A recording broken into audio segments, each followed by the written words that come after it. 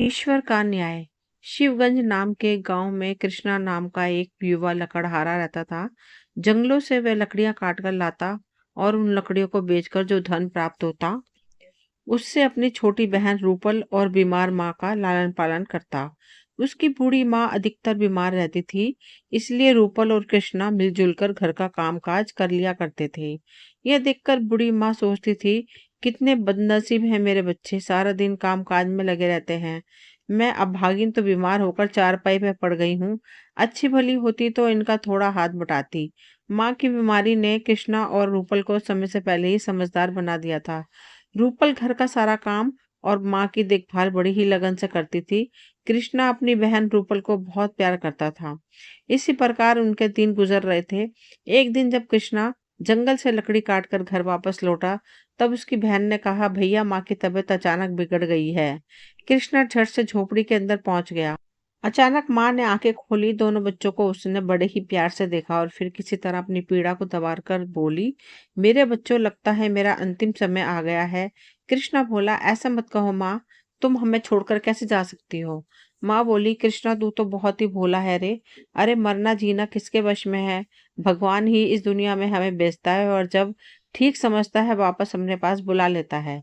कृष्णा रोते हुए कहने लगा, नहीं नहीं माँ, मैं तुम्हें नहीं मरने दूंगा। यह सुनकर माँ ने उसकी ओर देखा और कहा, कृष्णा बेटे, मेरे सिर पर हाथ रखकर वचन दे कि तू अपनी बहन रूपल को उसी तरह से प्यार करता रहेगा और मेरे बाद सदा उसका ध्यान रखेगा और उसे कभी कोई दुखी नहीं होने देगा। कृष्णा ने माँ के सर पर हाथ रखकर कहा, मैं वचन देता हूँ माँ, बस अब मैं चैन से मर सकूंगी। इतना कहकर माँ ने एक हिचकी ली और अगले ही पल उसकी गर्दन एक और लुढ़क गई। दोनों बच्चे रो रो के विलाप करने लगे। रूपल और कृष्णा का तो मानो सारा संसार ही लूट गया था। उन्हें प्यार करने वाली माँ उनसे दूर जो जा चुकी थी। कृष्णा ने बड़ी ही दुखी हृदय से माँ का अंतिम संस्कार किया। वह सोच रहा था, मुझे क्या पता था कि आज मैं जंगल से जो लकड़ियां काट कर लाया था वह लकड़ियां माँ की चिता में ही काम आएगी। माँ की मृत्यु के बाद कृष्णा उदास सा झोपड़ी में ही पड़ा रहता। वह जंगल में लकड़ी काटने भी नहीं जाता था। उसकी यह दशा देखकर एक दिन रूपल ने उससे कहा, भैया ऐसा कब तक चलेगा। माँ तो छोड़कर चली गई है, तुम्हें भी अगर कुछ हो गया तो मेरा इस दुनिया में और कौन है। भैया तुम्हें मेरी कसम है, तुम जंगल में लकड़ियां काटने जाओ। घर से बाहर निकलोगे तो थोड़ा मन पहले पहले की तरह ठीक हो जाए। घर से बाहर निकलोगे तो थोड़ा मन पहले की तरह ठीक हो जाएगा। ठीक है रूपल, यदि तुम्हारी ऐसी ही इच्छा है तो मैं लकड़ी काटने जंगल में जरूर जाऊंगा। उदास मन से कृष्णा ने कुल्हाड़ी उठाई और जंगल की ओर चल पड़ा। इस प्रकार एक बार फिर से रूपल और कृष्णा का जीवन पुराने ढर्रे पर चल पड़ा। एक दिन शाम को थका हारा कृष्णा जब घर वापस लौटा तो बोला, रूपल आज तो बहुत ही थक गया हूँ। यह कहकर वह बिना हाथ मुंह धोए चारपाई पर लेट गया। यह देखकर रूपल मुस्कुराकर बोली, भैया मेरी बात मानो, अब तुम विवाह कर लो। कृष्णा बोला, रूपल यह तुम क्या कह रही हो। रूपल मुस्कुराते हुए बोली, भैया शाम को जब तुम थके हारे घर वापस आया करोगे तो भाभी तुम्हारे पांव दबाया करेगी। वह हम दोनों की खूब देखभाल करेगी। कृष्णा बोला, रूपल तुम्हारा सुझाव तो अति उत्तम है, परंतु परंतु क्या भैया, रूपल ने बीच में ही बोल दिया। तो कृष्णा बोला, हम गरीब ठहरे, भला कौन अपनी बेटी मुझे फटीचर के साथ ब्याएगा। रूपल बोली, भला ये कोई बात हुई भैया, क्या गरीबों का विवाह नहीं होता। कृष्णा बोला, मैंने ऐसे कब कहा, गरीबों का भी विवाह होता है। रूपल बोली, तब तुम्हें भी अपना विवाह करना होगा, यही मेरी जिद है। कृष्णा बोला, अच्छा ठीक है मेरी बहन, जैसे ही कोई योग्य लड़की मुझे दिखाई देगी मैं उसके साथ विवाह कर लूंगा। इस घटना के दूसरे ही दिन की बात है। कृष्णा लकड़ी काटने जंगल में गया, तभी उसे किसी के रोने की आवाज सुनाई दी। वह आवाज सुनकर कृष्णा चौंक गया और सोचने लगा, यह तो किसी औरत के रोने की आवाज है। कृष्णा अनुमान से उस दिशा की ओर बढ़ रहा था जिधर से रोने की आवाज आ रही थी। कुछ दूर जाने पर ही नदी तट पर उसे एक युवती बैठी हुई दिखाई दी जो लगातार रो रही थी। कृष्णा उस लड़की के पास गया और बोला, तुम कौन हो और इस जंगल में बैठकर क्यों रो रही हो। युवती रोते हुए कहने लगी, मैं बहुत ही अभागिन हूँ, मेरा सब कुछ इस जंगल में लूट गया। कृष्णा बोला, तुम्हारे साथ जो भी दुर्घटना घटी है मुझे विस्तार से उसके बारे में बताओ, शायद मैं तुम्हारी कुछ सहायता कर सकूं। युवती ने बताना शुरू किया, मेरा नाम सुपर्णा है, मैं अपने माता पिता और भाई के साथ इस जंगल से गुजर रही थी। मेरे भाई ने इस नदी में नहाने की जिद की, जिसकी जिद के आगे झुककर मेरे माता पिता ने उसे नदी में नहाने की आज्ञा दे दी। मेरा भाई जैसे ही नदी में उतरा, वह डूबने लगा। मेरे माता पिता भी उसे बचाने के लिए नदी में उतरे। उनका भी वही हाल हुआ। मेरी आंखों के सामने ही मेरे माता पिता और भाई तीनों इस नदी में डूबकर मर गए। ओहो, यह तो तुम्हारे साथ बहुत ही बुरा हुआ। कृष्णा सुपर्णा की दुख भरी कहानी सुनकर करुणा से भर उठा। सुपर्णा बोली, अब इस दुनिया में मेरा कोई नहीं है। समझ नहीं आ रहा कि कहाँ जाऊं, किसके पास जाऊं। कृष्णा सोचने लगा, यह युवती अनाथ है, सुंदर भी है और दुखियारी भी है। यदि मैं इसके सामने विवाह का प्रस्ताव रखूं तो कैसा रहेगा। यह सोचकर उसने झिझक झिझक कर सुपर्णा से कहा, सुपर्णा, यदि तुम चाहो तो मेरे साथ मेरे घर में चल सकती हो। सुपर्णा हैरान होकर बोली, तुम्हारे साथ? लेकिन लोग क्या कहेंगे? एक जवान लड़की इस प्रकार एक जवान लड़के के घर में कैसे रह सकती है? कृष्णा बोला, तो तुम मुझसे विवाह कर लो। तुम मुझसे विवाह करके आराम से मेरे घर की मालकिन बनकर मेरे साथ रह सकती हो। क्या तुम्हें मेरा प्रस्ताव स्वीकार है? सुपर्णा ने कुछ पल के लिए सोचा, फिर स्वीकृति दे दी। तब कृष्णा सुपर्णा को साथ लेकर अपने घर पर पहुंचा। उसकी बहन ने पूछा, भैया, ये तुम्हारे साथ कौन है? कृष्णा ने बताया, रूपल, यह तुम्हारी होने वाली भाभी है। इसका नाम सुपर्णा है। रूपल ने चौंक कर कहा, भाभी? कृष्णा ने कहा, हाँ रूपल, तुमने कल ही भाभी की मांग की थी और आज मैं तुम्हारे लिए भाभी ले आया हूँ। रूपल खुश होते हुए बोली, भैया, तुम बड़े ही अच्छे हो। ठहरो, मैं अभी आरती का थाल सजा कर लाती। रूपल ने उनकी आरती उतारी और घर में उनका प्रवेश करवाया। फिर एक बहुत ही साधारण समाज में शीघ्र ही सुपर्णा और कृष्णा का विवाह हो गया। जो भी सुपर्णा को देखता वह कृष्णा के भाग्य की सराहना करता। कृष्णा अब अपने छोटे से परिवार के साथ बहुत ही खुश था। रूपल और सुपर्णा को देखकर वह हमेशा सोचता, कितना प्रेम है नंद और भौजाई में। भगवान ने प्रेम इसी तरह से बनाए रखे। लेकिन नियति को शायद कुछ और ही मंजूर था। एक दिन सुपर्णा ने कृष्णा से कहा, सुनिए जी, रूपल अब जवान हो गई है, क्या उसके विवाह के बारे में नहीं सोचोगे? कृष्णा बोला, रूपल का विवाह तो करना ही है, पर वह मुझे जान से भी ज्यादा प्यारी है। मैं उसे अपने से दूर नहीं कर सकता। सुपर्णा एकदम से बोली, क्या मतलब? कृष्णा बोला, मतलब यह है कि मैं चाहता हूँ कि रूपल का विवाह करके हम उसके पति को भी अपने पास ही रख लेंगे। सुपर्णा ने पूछा, तो क्या उसे घर जवाई बनाओगे? कृष्णा बोला, और नहीं तो क्या। इस प्रकार रूपल हमेशा मेरी खुशी के सामने ही रहेगी, मेरी आंखों के सामने रहेगी। सुपर्णा बोली, वह बड़े ही विचित्र विचार हैं तुम्हारे। कृष्णा की बात सुनकर सुपर्णा चकित रह गई थी और रूपल के प्रति उसके मन में कटुता उभर आई थी। वे सोचने लगी, इस प्रकार तो यह रूपल हमेशा शिला बनकर मेरी छाती पे ही धरी रहेगी। एक दिन की बात है, जब रूपल पानी लेकर आ रही थी, उसने देखा कि कोई औरत और उसकी भाभी दोनों आपस में बातें कर रही हैं। रूपल ने जब यह देखा तो सोचने लगी, भाभी के पास तो कमला मौसी बैठी हुई है। कमला मौसी तो लगाई बुझाई के लिए जगत प्रसिद्ध है। जरूर मौसी भाभी को कुछ सिखा पढ़ा रही होगी। मुझे छिपकर उनकी बातें सुननी चाहिए। वह झोपड़ी के द्वार के पास ही छिपकर खड़ी हो गई। अंदर झोपड़ी में बैठी कमला मौसी सुपर्णा से पूछ रही थी, बहू, कैसे दिन गुजर रहे हैं? मजे में तो हो? सुपर्णा बोली, कहाँ मजे में हूँ मौसी, बस जो दिन गुजर जाए ठीक है। कमला मौसी बोली, क्यों, ऐसा क्यों कहा तुमने? बहू, क्या तुम्हें कोई दुख है? सुपर्णा उदास होकर बोली, मौसी, सबसे बड़ा दुख तो रूपल का ही है। रूपल का विवाह कैसे हो? इस रूपल ने मेरे जीवन में जहर घोल दिया है। मेरे पति रात दिन रूपल के सुख की बात ही सोचते रहते हैं। पता नहीं कब पराये घर जाएगी। ऐसा कहकर सुपर्णा ने रुमाल के प्रति अपने दिल की भड़ास निकाल दी। कमला मौसी ने उसकी हाँ में हाँ मिलाई।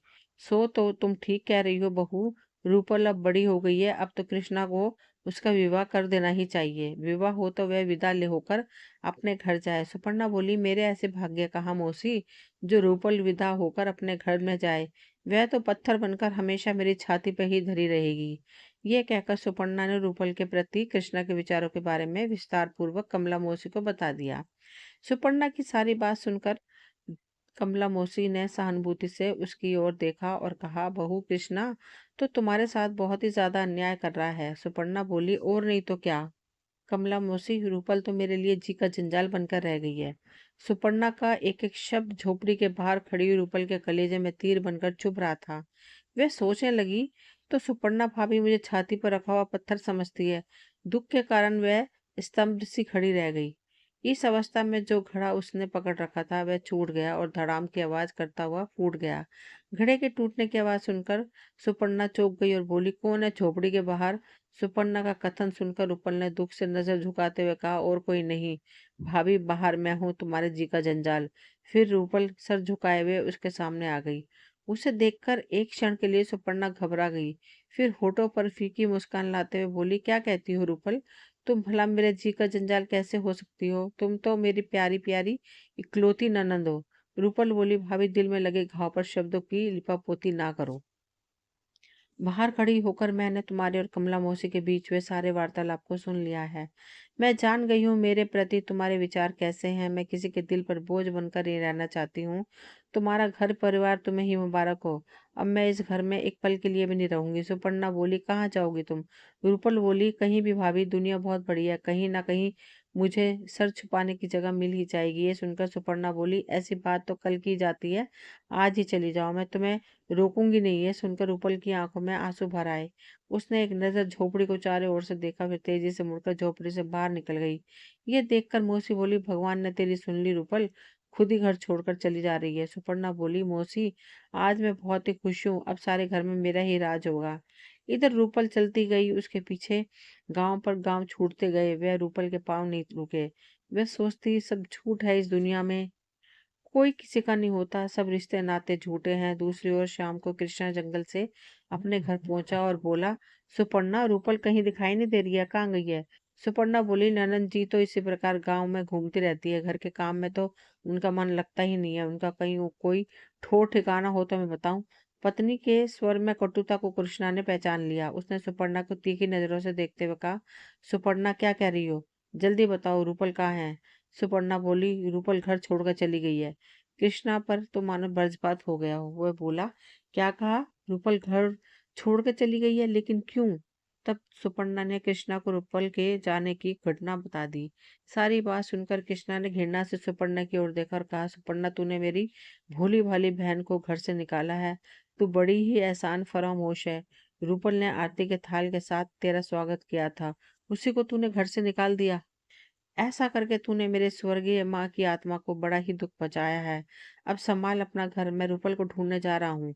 अब मैं लौटूंगा तो उसी के साथ, नहीं तो वरना घर का भी तेरा मुंह न देखूंगा। इतना कहकर कृष्णा रूपल की खोज में चल दिया।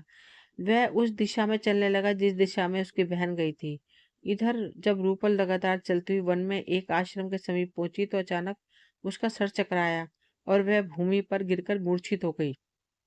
कुछ देर बाद जब उसे होश आया तो उसके सामने एक ऋषि महाराज बैठे थे। रूपल ने कहा, मैं कहाँ पर हूँ? ऋषि बोले, बेटी इस समय तुम पुरंदर ऋषि के आश्रम में हो। रूपल ने पूछा, मैं यहाँ पर कैसे आई ऋषिवर?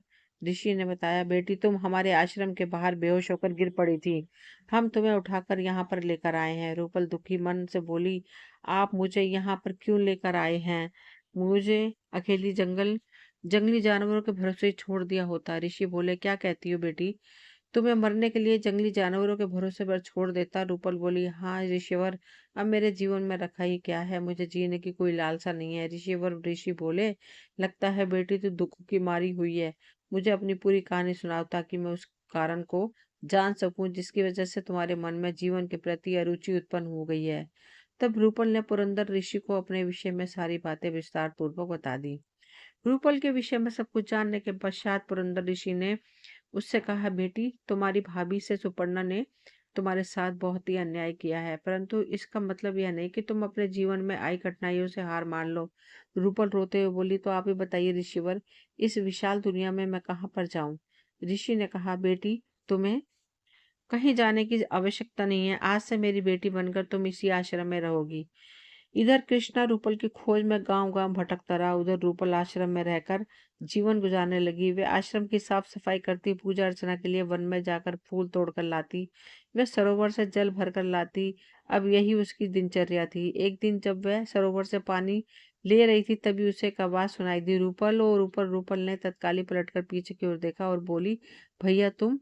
कृष्णा बोला, रूपल तुझे मैंने कहा कहाँ नहीं ढूंढा, कहाँ कहाँ नहीं खोजा, तो मुझे छोड़कर क्यों चली आई? कृष्णा दौड़कर उसके पास आया और बोला, रूपल, इस प्रकार वन में तू क्या कर रही है? चल घर वापस चल। रूपल ने स्नेह से कृष्णा की ओर देखते हुए कहा, भैया वह सुपर्णा भाभी का घर है, मेरा नहीं है। ईश्वर ने मुझसे मेरे माता पिता छीन लिए और भाभी ने मेरा सगा भाई भी छीन लिया। अब इस संसार में ईश्वर के सिवा मेरा कोई नहीं है। तुम घर वापस लौट जाओ भैया, मैं इस वन में रहकर ही अपना शीश जीवन गुजारूंगी। कृष्णा बोला, गुरुपल इतनी जिद ना करो, मेरा कहाँ मानो, घर वापस लौट चलो। मैंने माँ को वचन दिया था कि तुम्हारी रक्षा करूंगा। अगर तुम नहीं चल रही हो तो मैं भी वापस लौट कर नहीं जाऊंगा, मैं भी तुम्हारे साथ इसी वन में रहूंगा। रूपल बोली, भैया जैसी तुम्हारी मर्जी हो वैसा करो, मुझे इन बातों से कोई फर्क नहीं पड़ता। तब कृष्णा को साथ लेकर वे आश्रम में वापस आ गई। आश्रम में पहुंचकर रूपल ने कृष्णा का परिचय पुरंदर ऋषि से करवाया। ऋषिवर, ये मेरा भाई कृष्णा है, भैया चाहते हैं कि वे मेरे साथ इस आश्रम में रहें। ऋषि बोले, यदि यह इस आश्रम में रहना चाहता है तो मुझे कोई आपत्ति नहीं है। यह सुनकर कृष्णा के मुख पर खुशी की लहर दौड़ गई। उसके बाद ऋषि बोले, कृष्णा तुम्हें तो यह पता ही होगा कि तुम्हारी पत्नी सुपर्णा इन दिनों गर्भवती है। तुम्हारी पत्नी को एक माँ का गर्व है। कृष्णा बोला, तब तो मुझे तुरंत उसके पास लौट जाना चाहिए, ऐसी अवस्था में उसे अकेला छोड़ना उचित नहीं है। ऋषि ने कहा, कृष्णा मुझे लगता है यह सही समय नहीं है, कुछ समय के लिए उसे अकेला ही रहने दो। और सुनो, सुपर्णा उचित समय पर एक सुंदर पुत्र को जन्म देगी। कृष्णा खुश होता हुआ बोला, ऋषिवर, यह तो आपने बड़ी खुशखबरी सुना दी। ऋषि ने कहा, कृष्णा अभी तुम यहीं पर रुको, तुम्हें और रूपल को मेरे आश्रम में जब तक मैं चाहूंगा तब तक रहना पड़ेगा। क्या तुम्हें यह स्वीकार है? कृष्णा ने कहा, स्वीकार है ऋषिवर। इधर कृष्णा सुपर्णा की हालत खराब थी। वह सोचती थी कि घर में अन्न का एक दाना भी नहीं है, भूखे मरने की नौबत आ गई है, अब मैं क्या करूं? ऐसी हालत में भूखी भी तो नहीं रह सकती। कुछ सोचकर वह उठी और अपने पड़ोस में रहने वाली औरत के पास गई और उससे कहा, बहन मुझे सहायता की जरूरत है, कुछ पैसे दोगी? पर पड़ोसन ने उसकी कोई मदद नहीं की। उसके मन में बहन मुझे सहायता की जरूरत है, कुछ पैसे मुझे दे दो। पर पड़ोसन ने उसकी कोई मदद नहीं की। उसके मन में कमला मौसी का विचार आया कि क्यों ना उनके पास चलकर कुछ सहायता मांगी जाए। वह कमला मौसी के घर पर पहुंची और उन्हें बताया, मौसी इन दिनों में बहुत ही परेशान हूँ। कृष्ण तो रूपल की खोज में चला गया और यहाँ घर पर अन्न का दाना है नहीं है, खत्म हो चुका है। मुझे थोड़े से पैसे उधार दे दो ताकि मैं कुछ अन्न खरीद कर ला सकूं। बाद में मैं आपके सारे पैसे लौटा दूंगी। इस पर कमला मौसी बोली, सुपर्णा मुझे और सब कुछ तो अच्छा लगता है पर यह भिखारी की तरह गिड़गिड़ाना अच्छा नहीं लगता। तुम अच्छी खासी स्वस्थ स्त्री हो, सेवा मजदूरी करके कुछ पैसे क्यों नहीं कमा लेती? सुपर्णा बोली, मौसी मैं भला मजदूरी कैसे कर सकती हूँ? मौसी बोली, गांव के जमींदार प्रभु दयाल की हवेली में झाड़ू पोछा करने के लिए एक नौकरानी की आवश्यकता है। तू हवेली में जाकर जमींदार से काम मांग, वे अवश्य ही तुझे नौकरी पर रख लेगा। मौसी तुम कहती हो तो मैं जाकर उनसे काम मांग लेती हूँ। सुपर्णा ने हवेली में जाकर जमींदार से काम मांगा। जमींदार ने फौरन उसे नौकरी पर रख लिया। सुपर्णा उसी दिन से हवेली में झाड़ू पोछा और नौकरानी का काम करने लगी। दिन भर वह बदन तोड़ मेहनत कर और शाम को रूखी सूखी खाकर अपनी झोपड़ी में जाकर पड़ जाती। इसी प्रकार से उसके दिन गुजरने लगे। उचित तब समय पर उसने एक फूल से बेटे को जन्म दिया। वह सोचती, आज इसके पिता और बुआ अगर घर में होते तो वह कितने खुश होते। वक्त की ठोकर ने उसकी अक्ल ठिकाने लगा दी थी। अब वह उस घड़ी को बार बार कोसती थी जब उसने रूपल को घर से निकाल जाने के लिए कहा था। इधर एक दिन पुरंदर ऋषि आश्रम में बैठे बैठे अचानक ही मुस्कुरा उठे। यह देखकर पास बैठी रूपल ने पूछा, या ऋषिवर, आप एकाएक मुस्कुरा क्यों रहे हो? ऋषिवर बोले, बेटी बात ही मुस्कुराने की है। तेरा होने वाला पति जो कि विदर्भ देश का राजा अभयंकर है, एक बहुत ही बड़ी नादानी करने जा रहा है। वह रेगिस्तान के पार वाले राज्य जूनागढ़ पर आक्रमण करने के लिए निकल पड़ा है। रूपल एकदम से चौंक कर बोली, ये आप क्या कह रहे हैं ऋषिवर? राजा अभयंकर मेरा होने वाला पति है? ऋषि बोले, हाँ बेटी रूपल, राजा अभयंकर ही तेरा होने वाला पति है। पर वह बहुत ही क्रूर और निरंकुश राजा है। हालांकि वह बहुत ही धनी राजा है, लेकिन फिर भी उसकी ओर अधिक धनवान होने की लालसा पूरी नहीं होती। वह सारी दुनिया की दौलत अपने अधिकार में लेने के सपने देखा करता है। इसके लिए वह हर प्रकार की नीति अपनाने को तैयार रहता है। इस बार वह अपने खजाने में से और ज्यादा धन भरने के उद्देश्य से जूनागढ़ पर आक्रमण करने के लिए निकल पड़ा है।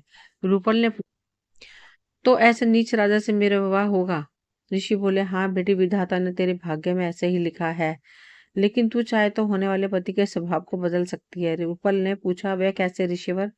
ऋषि ने बताया, तुझे साधु का वेश बनाकर उस रेगिस्तान में जाना होगा जिस रेगिस्तान में इस समय राजा अभयंकर अपनी सेना के साथ गुजर रहा है। वहां जाकर तुझे कुछ काम करना है। अब मैं तुझे उसी के विषय में समझाता हूँ। पुरंदर ऋषि धीरे धीरे रूपल को कुछ समझाने लगे। सारी बातें समझाने के पश्चात ऋषि बोले, बेटी रूपल, अब तुम एक पल के लिए अपनी आंखें बंद कर लो। जो आज्ञा ऋषिवर। रूपल ने तत्काल ही अपनी आंखें बंद कर ली। एक पल के बाद जब रूपल ने आंखें खोली तो वह एक साधु के वेश में बदल चुकी थी। वह बोली, यह तो मैं सचमुच ही साधु बन गई। ऋषि ने कहा, रूपल, अब एक पल के लिए तुम दोबारा से अपनी आंखें बंद कर लो। एक पल बाद जब तुम आंखें खोलोगी तो अपने आप को रेगिस्तान में खड़ा पाओगी। और एक पल के बाद जब रूपल ने अपनी आंखें खोली तो वह रेगिस्तान में खड़ी थी। इधर राजा अभयंकर अपनी सेना के साथ रेगिस्तान में चला जा रहा था। तभी जोर से आंधी चली। वह तूफानी हवा रेत के टीले इधर उधर फेंक रही थी। ऐसा लग रहा था जैसे कोई प्रलय आने वाली हो। तूफान से डरकर अचानक राजा अभयंकर का ऊंट भागने लगा। अभयंकर ने उसकी लगाम खींचकर उसे रोकने का बहुत प्रयास किया, परंतु वह भागते ही रहा।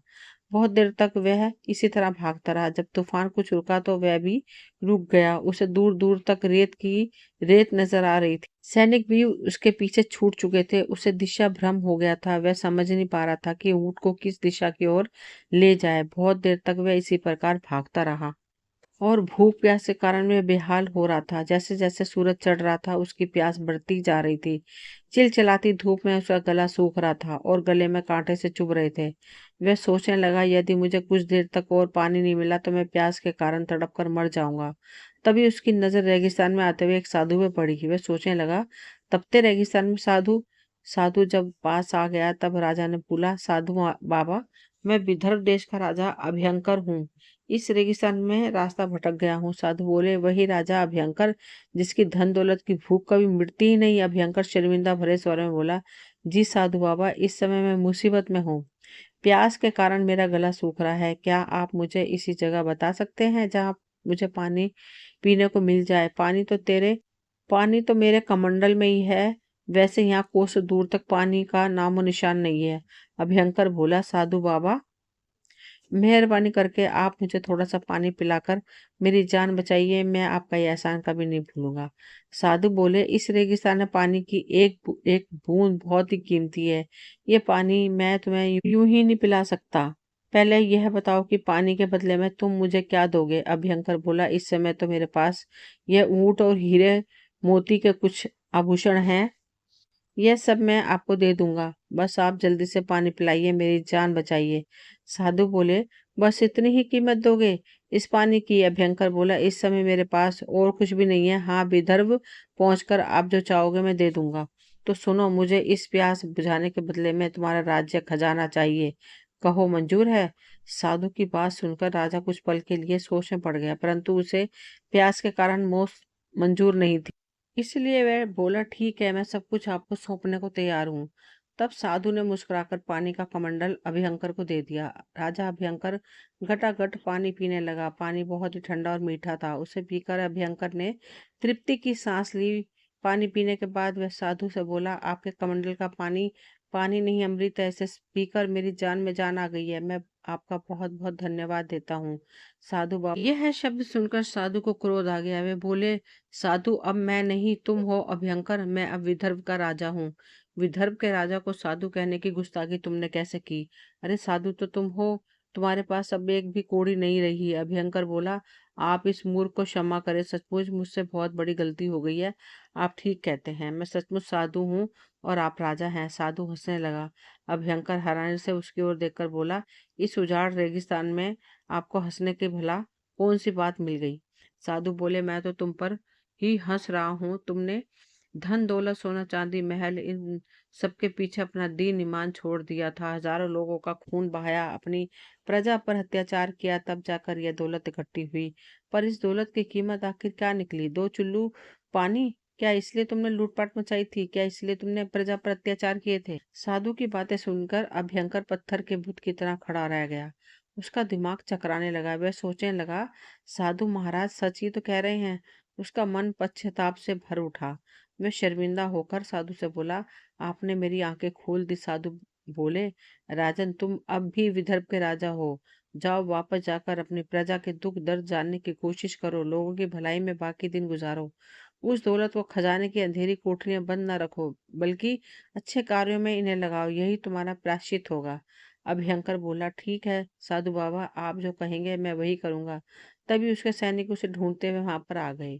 सेनापति आगे बढ़कर उससे बोला, महाराज आप कहाँ चले गए थे? हमने आपको बहुत खोजा, आज्ञा दे तो आप आगे की ओर प्रस्थान करें। अभयंकर बोला, सेनापति जी, अब हमें आगे नहीं, वापस विदर्भ की ओर चलना है। अभयंकर ने विनय पूर्वक साधु से कहा, साधु महाराज मेरी विनती है, आप भी हमारे साथ विदर्भ चलिए, कुछ दिन हमारे यहाँ पर ठहर कर अतिथि सेवा स्वीकार कीजिए। साधु बोले, हम तुम्हारा यह अनुरोध टालेंगे नहीं। राजन, उसी समय अभयंकर और उसकी सेना वापस विदर्भ की ओर लौट पड़ी और साधु के वेश में रूपल भी उनके साथ चल पड़ी। विदर्भ पहुंचकर अभयंकर ने रूपल को राजकीय अतिथि गृह में ठहराया और कहा, साधु बाबा आप यहाँ पर विश्राम करें, मैं जाकर आपके लिए भोजन का प्रबंध करवाता हूँ। रूपल लंबा सफर तय करने के बाद थकी हुई थी, महसूस कर रही थी, इसलिए उसने अपनी थकावट उतारने के लिए स्नान करने का निश्चय किया। इधर राजमहल में प्रधान रसोई ने आकर अभयंकर को सूचना दी, महाराज साधु बाबा जी के लिए भोजन तैयार हो गया है। ठीक है, हम स्वयं जाकर साधु महाराज को भोजन के लिए बुलाकर लाते हैं। यह कहकर अभयंकर अतिथि गृह की ओर चल दिया। अभयंकर जब अतिथि गृह में पहुंचा तो उस समय रूपल अपने असली रूप में वहां पर मौजूद थी। राजा सोचने लगा, साधु बाबा के कक्ष में औरत, यह कैसे हो सकता है? तब हैरत में डूबकर उसने पूछा, सुंदरी तुम कौन हो? साधु महाराज कहाँ पर हैं? रूपल बोली, महाराज मेरा नाम रूपल है और मैं ही साधु बाबा हूँ। अभयंकर चौंक कर बोला, क्या मतलब? रूपल बोली, महाराज साधु के वेश में रेगिस्तान में मैं ही आपको मिली थी। फिर रूपल ने विस्तार पूर्वक अभयंकर को सारी बात बताई। सारी बात सुनकर राजा ने कहा, रूपल, पुरंदर ऋषि ने तुम्हें बताया कि तुम्हारा विवाह मुझसे होगा, क्या तुम इस संबंध को स्वीकार करोगी? रूपल बोली, क्यों नहीं महाराज, यह तो मेरा सौभाग्य होगा। उसी दिन राजा अभयंकर ने रूपल के साथ विवाह कर लिया। विवाह के पश्चात रूपल अभयंकर के साथ पुरंदर ऋषि के आश्रम में पहुंची, जहां पर उसके भाई ने दोनों का स्वागत किया। तब वे तीनों पुरंदर ऋषि के पास पहुंचे। राजा अभयंकर पुरंदर ऋषि के चरण स्पर्श करता हुआ उनसे कहता है, ऋषिवर, आपके कारण ही मैं कुमार को छोड़कर सही मार्ग पर चल पड़ा हूं ना। आप साधु के वेश में रूपल को मेरे पास भेजते और ना ही मेरी आंखें खुलती। ऋषि बोले, राजन, मुझे खुशी है कि तुमने सत्य को पहचान लिया है। तब पुरंदर ऋषि ने कृष्णा और रूपल से कहा, अब तुम दोनों अपने गांव सुपर्णा के पास जाओ, वहां पर वह पश्चाताप की अग्नि में जल रही है। जो आज्ञा महाराज, कहकर वे वहां से निकल पड़े। इधर शिवगंज में सुपर्णा बहुत ही दुखी थी। वह सोचती थी कि हे भगवान, कब मेरे कष्ट को दूर करोगे? मेरे पति और ननद को शीघ्र ही मेरे पास वापस भेज दो। मुझ पर दया करो भगवान। यही वह क्षण था जब राजा अभयंकर का रथ उसकी झोपड़ी के बाहर आकर रुका। रूपल के कहने पर कृष्णा अकेला ही रथ में से उतरकर झोपड़ी में गया। तब उसकी पत्नी सुवर्णा ने कहा, स्वामी आप आ गए। वह दौड़कर उसके कदमों में लिपट गई और फूट फूट कर रोने लगी। वह बार बार एक ही बात कहती, स्वामी मुझे क्षमा कर दो, मैं अपराधी हूँ। कृष्णा ने यह देखकर उससे कहा, सुपर्णा, तुम मेरी नहीं बल्कि रूपल की अपराधी हो, जाओ उसी से जाकर माफी मांगो। सुपर्णा ने पूछा, कहाँ है रूपल? कृष्णा ने कहा, वह बाहर रथ में अपने पति के साथ बैठी है।